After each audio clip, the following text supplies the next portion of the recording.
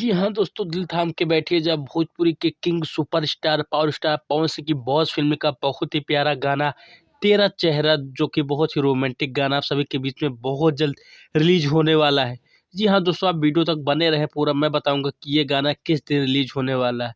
जी हाँ दोस्तों, boss movie का ये बहुत ही धमाके गाना आप सभी के बीच में रोमांटिक और प्यार भरा गाना रिलीज होने वाला है 5 तारीख को सुबह 10 बजे। जी हाँ दोस्तों, आप लोगों ने सही सुना। इंटायर टेर रंगीला भोजपुरी चैनल के माध्यम से रउआ लोग के तेरा चेहरा का 5 नवंबर को 10 बजे ये गाना रिलीज होने जा रहा है।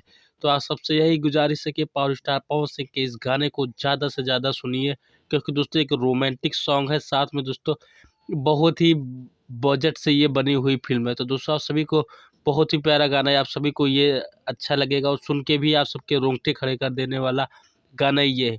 तो आप सभी लोग 5 तारीख को सुबह 10 बजे इस गानों को सुनिए, प्यार और आशीर्वाद दें। जी हाँ दोस्तों, जाते जाते हमारे पसंदीदा चैनल भोजपुरी म्यूजिक चैनल को आप सब लोग सब्सक्राइब कर लीजिएगा, क्योंकि भोजपुरी स्टार से जुड़ी हर छोटी छोटी अपडेट आप सभी को सबसे पहले भोजपुरी म्यूजिक चैनल पर ही देखने को मिलेगा।